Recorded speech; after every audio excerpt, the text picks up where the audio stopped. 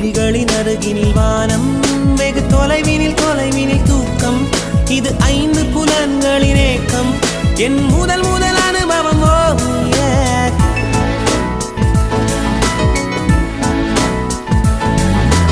ஒலியின்றி உதடுகள் பேசும், பெரும் புயலென வெளிவரும் சுவாசம்.